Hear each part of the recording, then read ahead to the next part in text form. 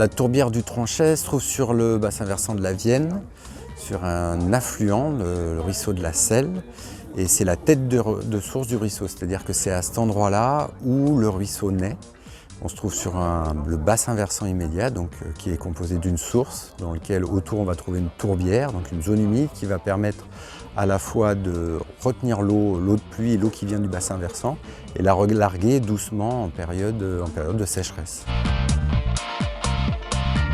Et du coup, nous, on a la chance, là maintenant, avec le travail fait avec la SAFER, d'avoir pu acheter le bassin versant immédiat, c'est-à-dire les boisements qui sont autour et donc qui jouent un grand rôle dans la régulation de l'eau qui tombe sur le bassin versant.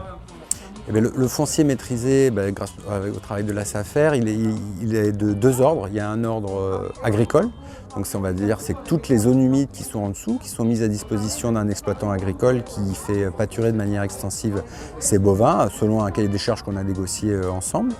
Et puis le reste, le bassin versant, c'est un enjeu forestier. Donc au départ, l'exploitation était sur 40 hectares. Donc comme je le disais tout à l'heure, en production de veau de lait. La production n'était pas tout à fait dans mes goûts, donc j'ai préféré passer en production de broutard.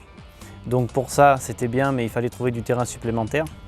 J'ai eu la chance d'en trouver à vendre et à louer à côté de chez moi. Effectivement, quand on reprend une exploitation, c'est pas toujours tout frais, il y a toujours des choses à renouveler. Des nouvelles choses à mettre en place, surtout en changement de production.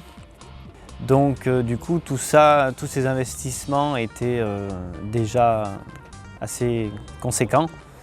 Donc du coup, ça bloquait après pour l'achat du foncier.